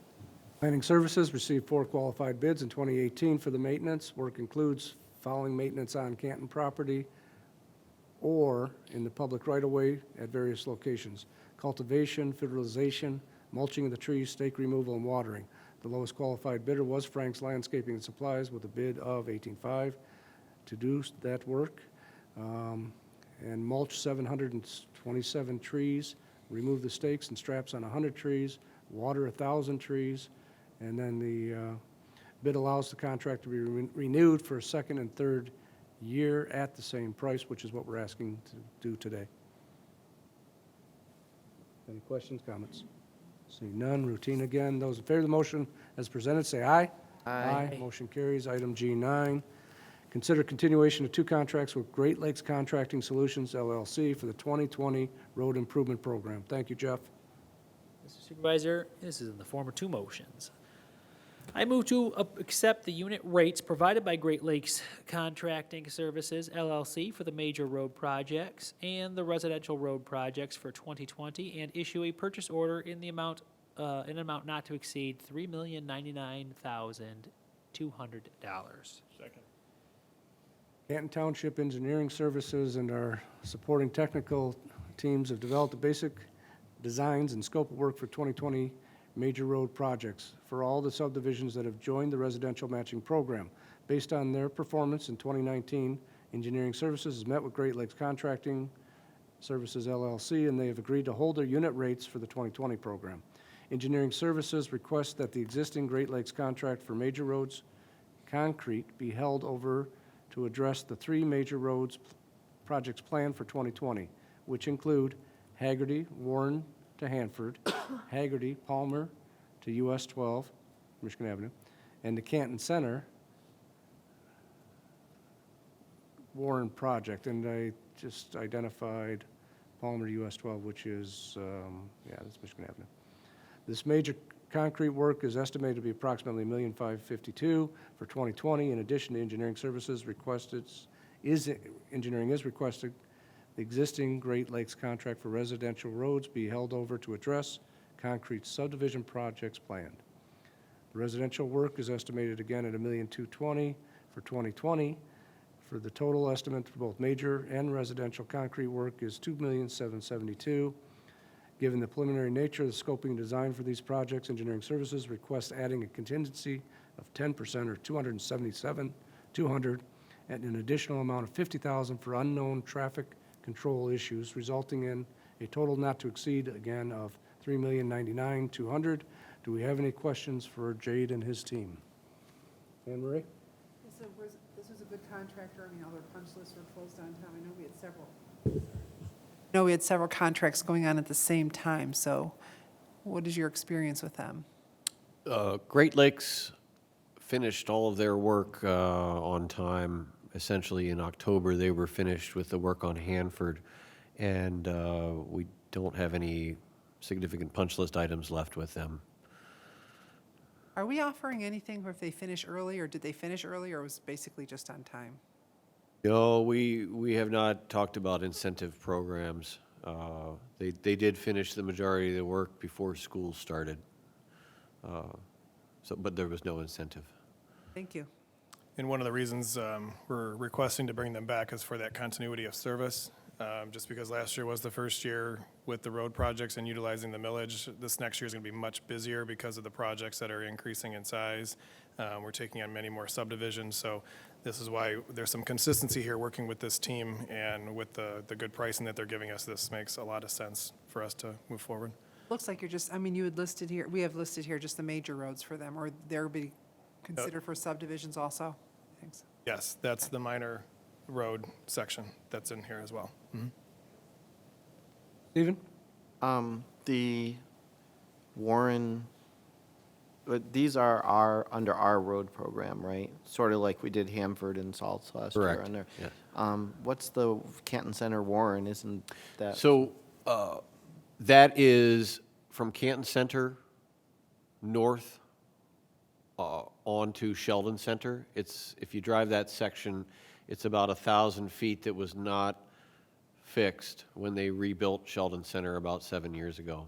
And it also includes the intersection of Warren and Canton Center. And a bit on Warren in either direction. Are you comfortable that we're not going to have the same issue that the county had south on Canton Center south of there with the replacement, the pieces that were replacing having deterioration? Right. The section between Warren and Ford Road has the ASR condition, and therefore when they repaired that section about 4 years ago, they were putting good concrete amongst the bad concrete. The area north of Warren Road is more comparable to Hanford and Salts, which are 30-year pavements, which are still in good shape, but we came in and fixed the areas in between. So different type of existing road where we're going to be working. Percentage that goes to subdivisions in our, what was the percent? 30. 30%. So this is a good portion of that 30?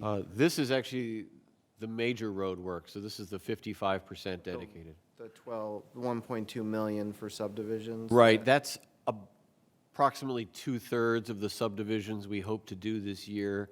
The balance of the work would be asphalt. I see. Okay, thank you. Summer?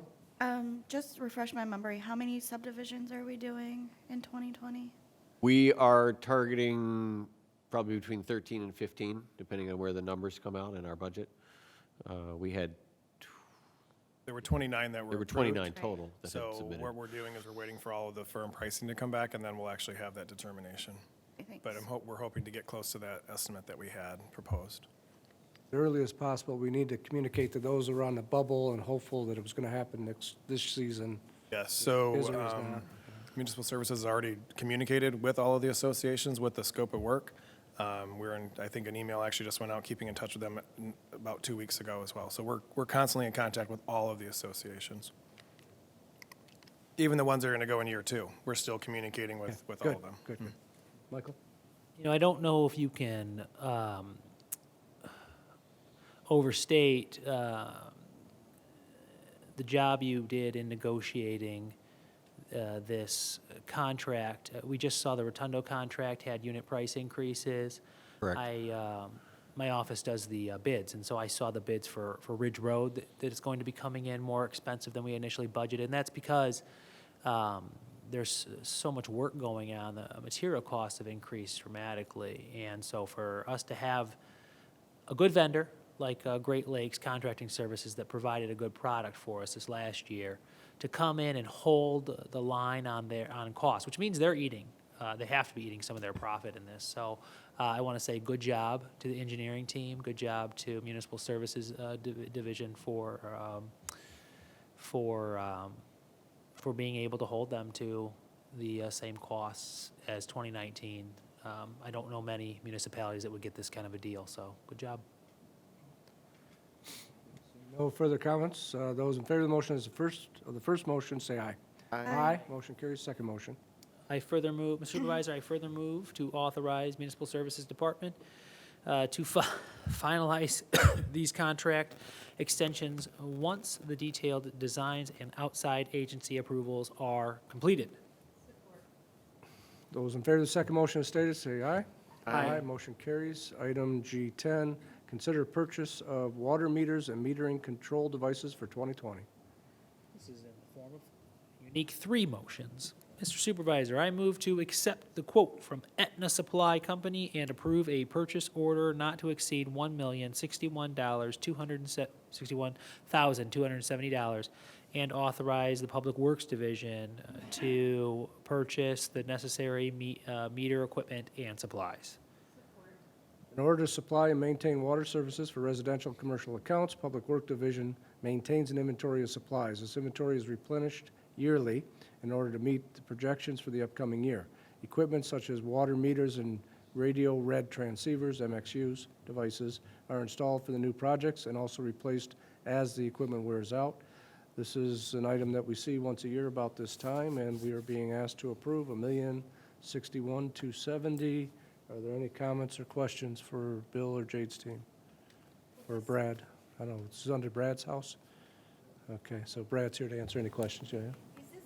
Then, will they all be replaced? I know we have to, every year we're replacing the old ones, but will this replace all of them so that we hopefully can use the radio read or the tower read? Can you come to the microphone? Or bounce Bill out of his seat? Either way.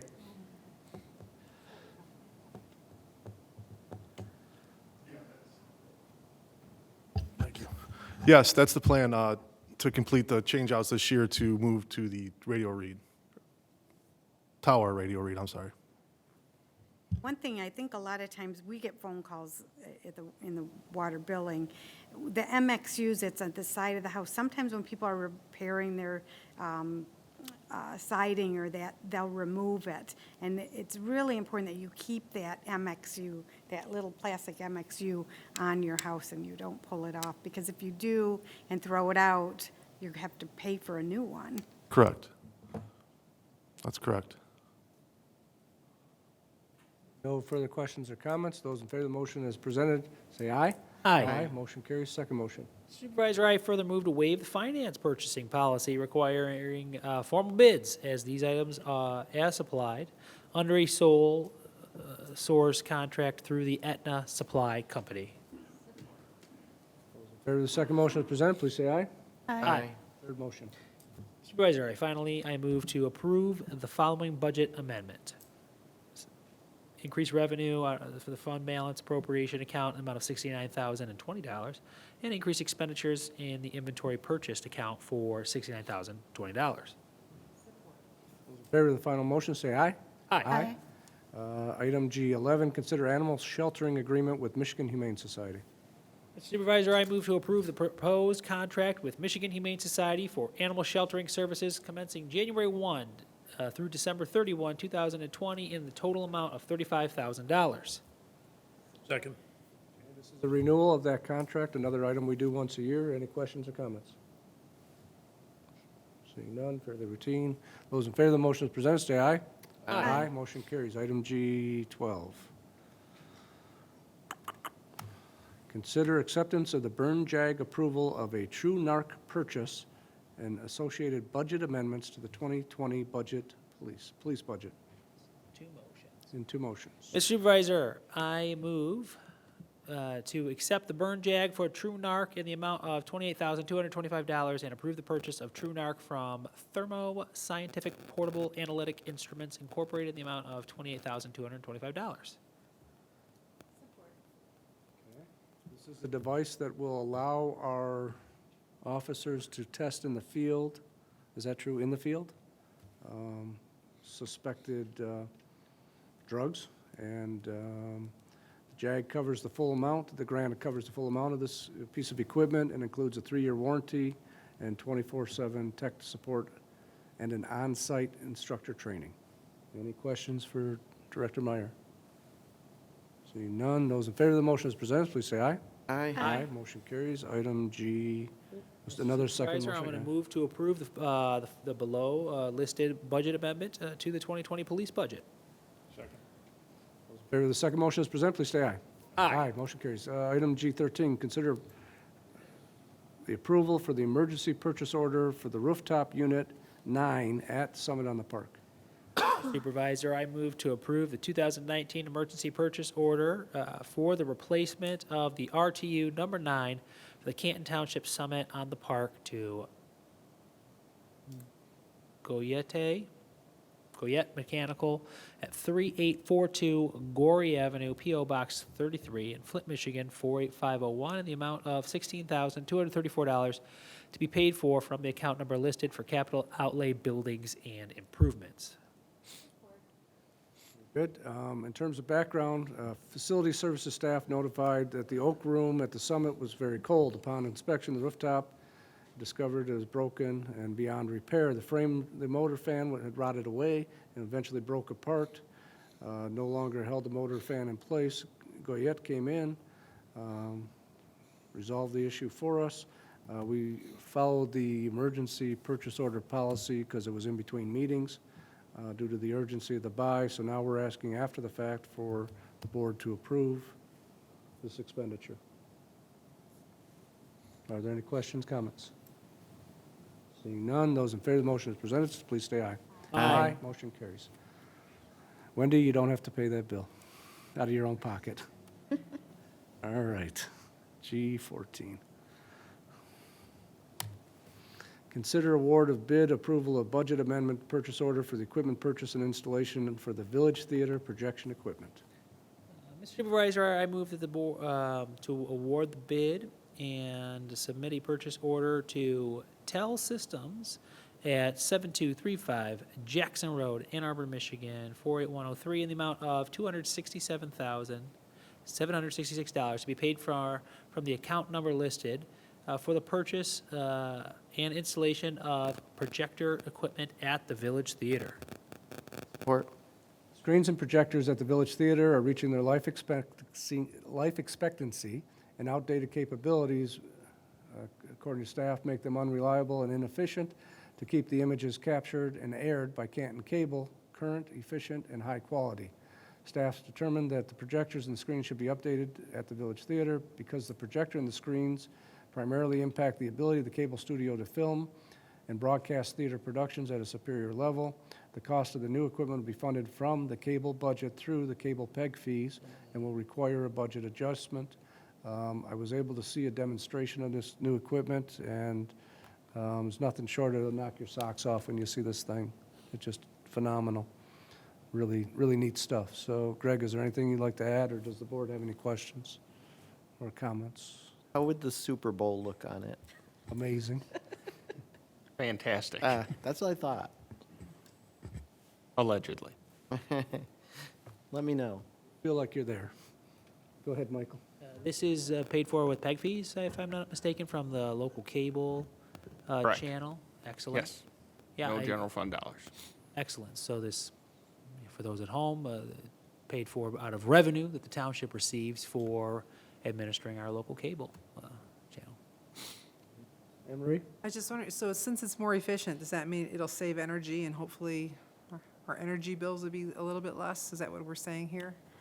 I wouldn't expect a significant impact on our energy bills. It definitely is more energy efficient, but the projection system in the scope of the entire operations of the building is a very small part of the energy usage. Kind of like when we first went to HD, my kids would come by and I'd have the TV not on an HD channel. My son would yell at me, "What are you doing?" Because the picture quality is so different. With this new projector, it's a much higher quality projection. Absolutely. It'll give a lot more flexibility to our users as well. Instead of creating painted backdrops and those sorts of things, they'll be able to use digital backdrops, since this will be a rear projection system. So as you're walking in front of it, there won't be shadows and those sorts of things. So it'll give a lot more technical ability to some of our community user groups that may not otherwise have access to such high technology. We'll be able to project images onto the floor, so it looks like there's water running while you're walking across the stage. Some very unique, very customizable options for the user groups, which will provide a better audience experience, and then we'll be able to have better shows on television as we reproduce those. Get credit for the old equipment then, or do we sell it or send it off to auction? We'll or- keep it for other rooms that we can use it. So, if we get to the point where it's no longer used by us, then we would put it on auction. But it's an older technology, so there's not much trade-in value for that. All right, so seeing no further comment, those in favor of the motion as presented, please say aye. Aye. Motion carries, and it's a single item, so that concludes, second Budget. motion. Mr. Budget Supervisor, I move to approve the following budget amendment. Decrease expense, the transfer to fund balance account in the amount of $267,766, and increase expenditure to the capital outlay for computer and equipment in the amount of $267,766. Those in favor of the second motion as presented, please say aye. Aye. Aye, motion carries. And that brings us to a conclusion of our formal agenda items. Is there any additional public comment? Is there any additional public comment? Please, Commissioner Daub. After the commissioner, sir, then please do come up to speak. So. Evening, Supervisor, Trustees. Just something real quick, I wanted to report the Wayne County Committee on Public Services today approved the intergovernmental agreement between the Charter County of Wayne and the Township of Canton for the improvements to Preservation Park for the pavilion. So just wanted to let you guys know that we voted on that today and approved it in committee, and then it'll go to full board next week. I don't see any reason why it wouldn't be approved at full board. Wonderful, good news, thank you. Thank you. Wait a minute. I want to give you an opportunity to take credit for something that you may or may not have had anything to do with, but I think you did. There's a subdivision, a condo subdivision at Warren and Lilly, northeast corner, just south of the airport. They have a ditch, a trench, a ravine, whatever the hell you want to call it, in the back that's been there for years. It's deteriorating. And I know that the president of that, who we know of the association, has contacted you personally.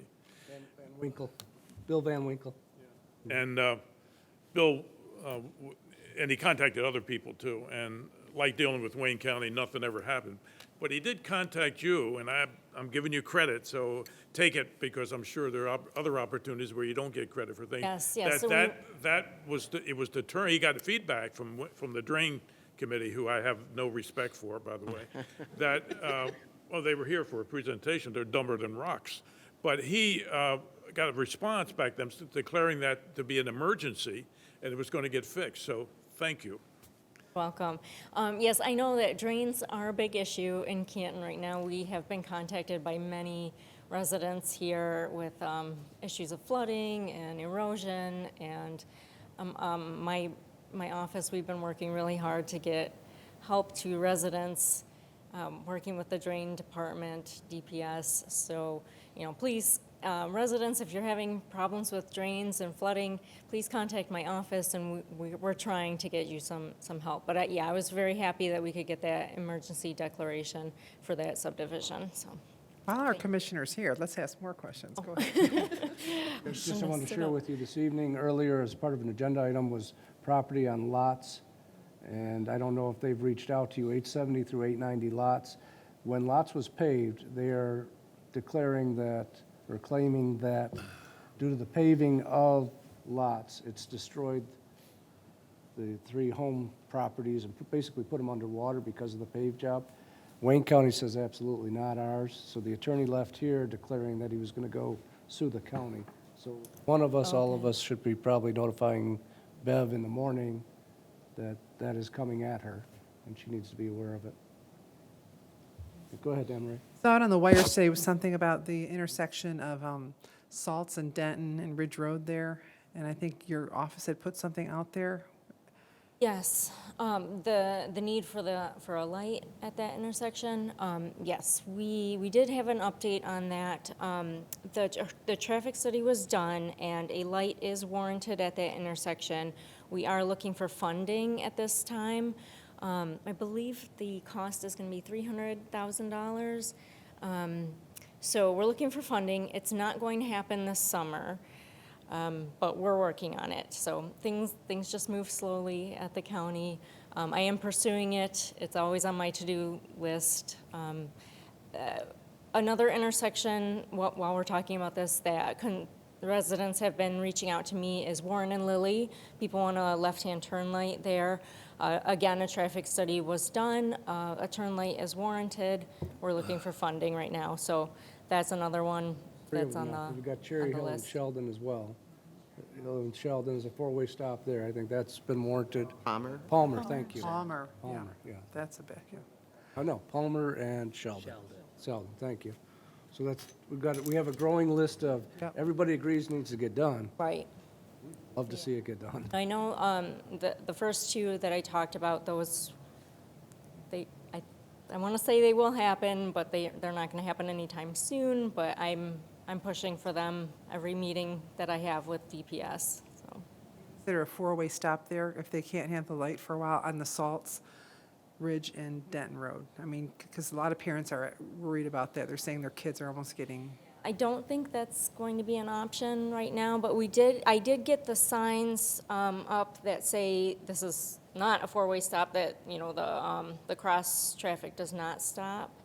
So at least we have that now, so people who are going through that intersection who aren't familiar with it know that it's not a 4-way stop.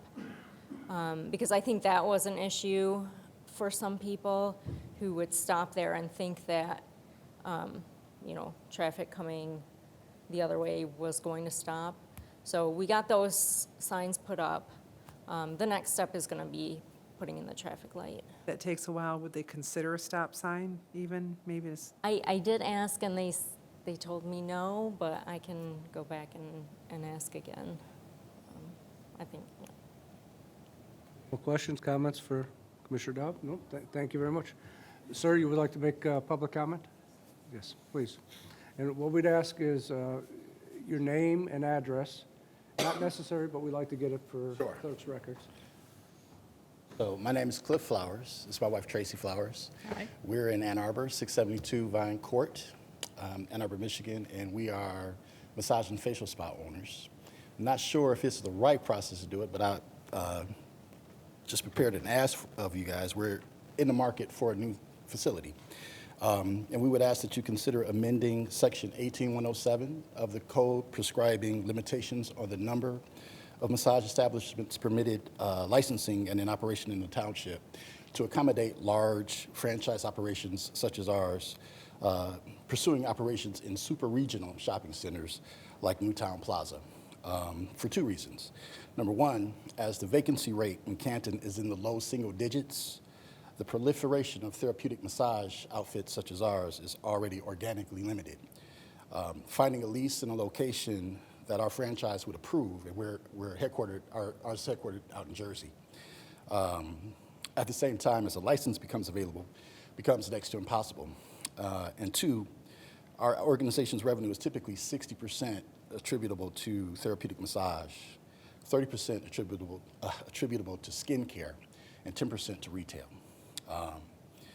We're Hand and Stone Massage and Facial Spa. We've been operating in Ann Arbor, Michigan, but there's 6 now. Rochester just opened up. Farmington Hills just opened up. Troy, Washington Township, Northfield, and now Grand Rapids. So we were comfortable in Ann Arbor, but the other owners are putting pressure on us, and we didn't want anybody else to come into Canton because we've been looking at this area for quite a while. We have corporate standards, a customer bill of rights that we share with all our clients, panic buttons in all our rooms. Currently, we're servicing about 940 regular members who come every month, but we've serviced over 15,000 people in the 5 years that we've been here. And I've been talking with my corporate. We read the ordinance, and we love them. We absolutely agree with them, actually. A lot of the stuff and the work that we've done lines up with exactly what you put forward. It's just that the limitation on us, because we are in lease negotiations with Newtown Plaza, where the Bikram Yoga Studio is closing up. The only other place that we were looking at was in the old dress barn that just went out of business. And so, What I would ask is if you could please share your brochures with Anne Marie, she'll pass them along. And then if you go to our website, pull down from there each of the trustees' email addresses and send a follow-up to basically just restate what you've just stated. Sure. And then we'll see where it goes from there. All right, very good. Thank you.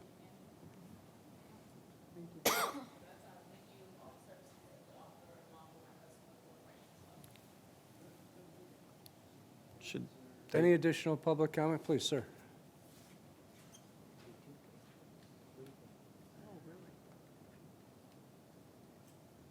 Supervisor and trustees, thank you. This is my first township meeting, so thank you for having me.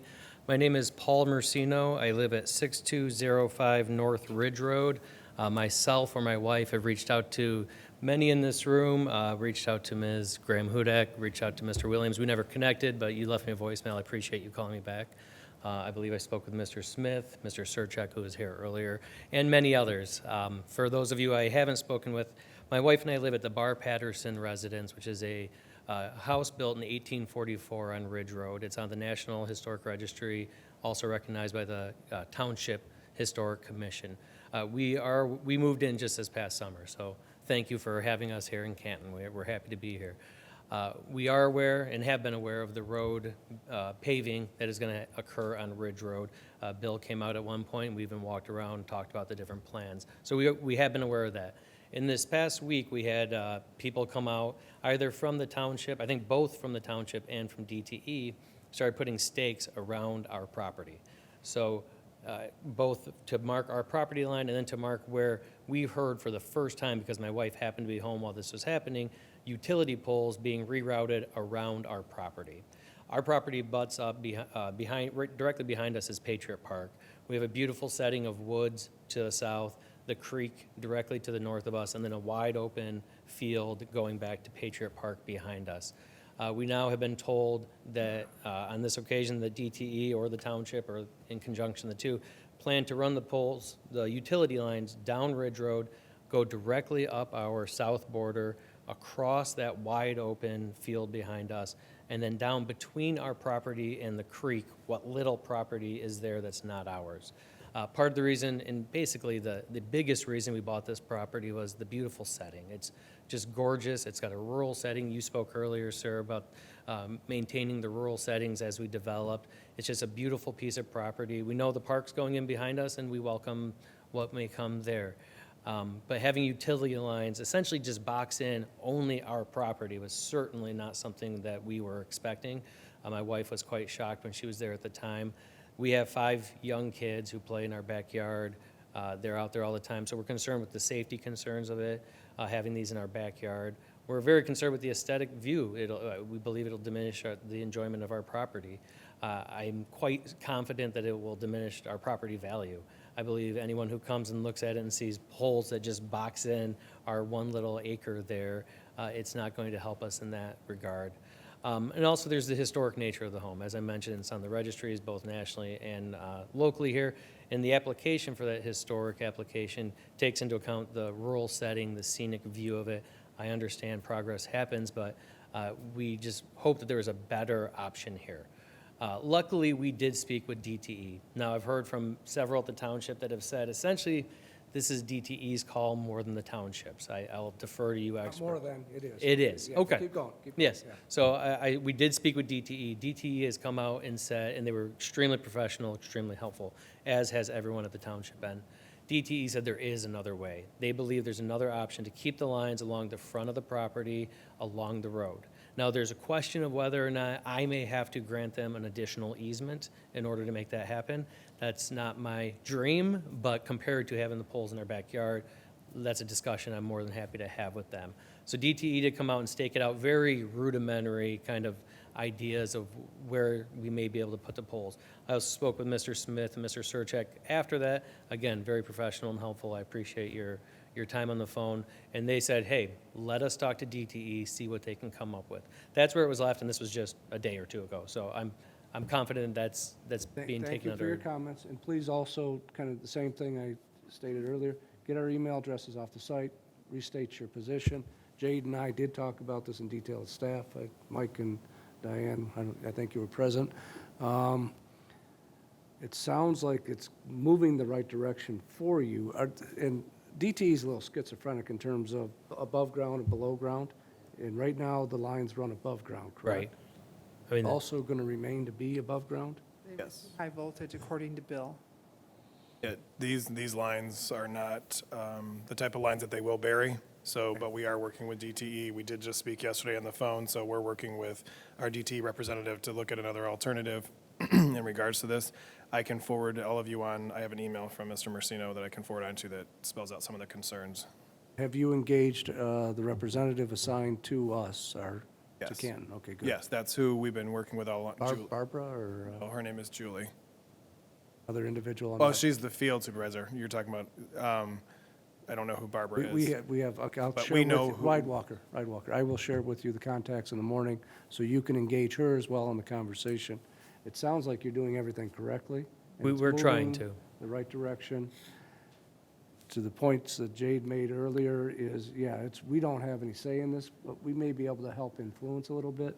Sure. That's where we kind of begin and end, and that's where we'll do that to try to help you here. I appreciate that. We would just prevail on you. This means a lot to my wife and I and our family and our home. So anything you can do, I will reach out, as you suggested, to each of you. I appreciate if Mr. Smith can forward anything else on to you. We'll stay engaged. Anything we can do as this process unfurls itself, please let us know. And we just want to, I want to come here in person as opposed to just throwing phone calls and emails at you all and just letting you know that we appreciate your help. We look for your help. And this would mean a lot to us if we can make something work here. Primary point of contact will remain to be Jade, or you can send notes to myself, but Jade will be talking directly to and engaging DTE directly. Great. And I'll stick around. Maybe I can chat with you afterwards, Mr. Smith. That's all right. All right. Thank you all. Is there any additional public comment? Any board, any staff comment? Directors, Brad, Jay, Josh, Greg? Reminder that we have the MLK event next Monday at the Village Theater. There's still tickets available. We'd love to see as many people as possible get out there and celebrate the Martin Luther King Day. And it's being changed up considerably. Yes, there's Right, it's more not gonna be- entertainment, performance type And event this year. have we charged in the past, or is this the first time? No, this is It's usually like $2. it's usually or like something, yeah. $2, but this year it's a little more. It's a It's $15. higher quality act, so it's $15 this year. Ah, okay. It's going to be a radically different program than what we've done historically. Correct. So that's, looking forward to it. Okay. Yeah, I'm looking forward to it. It's going to be fun. There's also one at the library earlier for kids. So it'll be an interactive kids, and they're going to have a peace march, and so it's sponsored by the library, and some of the ICO and beloved community.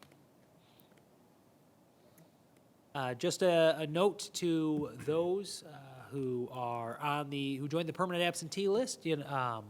We do have an election coming up, March 10th. It is the presidential preference primary for those watching at home and those in the audience. This is the time when members of the political parties or voters who align with those political parties may choose who the nominees would be for their respective parties for president. Additionally, the Plymouth Canton School District is putting forward a question, and there is another question as well, a countywide question on the ballot. So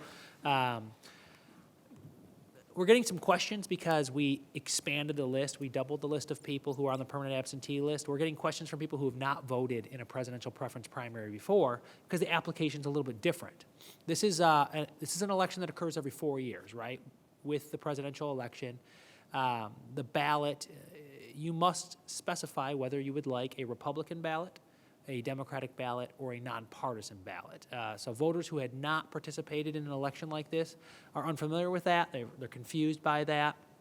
But that is common. It is the law here in Michigan. It is how we do the presidential preference primary here in the state and have done so for a number of years. So if you see that, if you're confused, that is the process for that. And but we mailed the applications out prior to the holiday, and we are getting a lot back. And the election will be March 10th at the typical polling locations. So just, we'll be mailing the ballots out in the next couple of weeks. They've yet to be printed. But that's the update on the election. Would a nonpartisan ballot just have the ballot questions on it? Yeah, the reason you'd have the nonpartisan ballot would be because of the 2 tax questions that are unrelated to the presidential election. In an event that there was not a tax question on the ballot, there would not be a nonpartisan selection. There would only be the 2 ballots, the Republican and the Democratic ballots. Michael, I have a question. I read an article, the Secretary of State yesterday said that 1,000 people registered to vote the day of the election in East Lansing last year. So just thinking about staffing for the clerk's office, because we have same-day registration now, and you may get a lot more activity at the clerk's office than typical. Yeah, those are very, very good points. So the law stipulates that either the clerk or the deputy must be in the office at all times on election day. So that's a new provision from last November from Proposal 3. Yeah, thank you. We'll keep that in mind. We had nobody register last November, but it was a smaller election.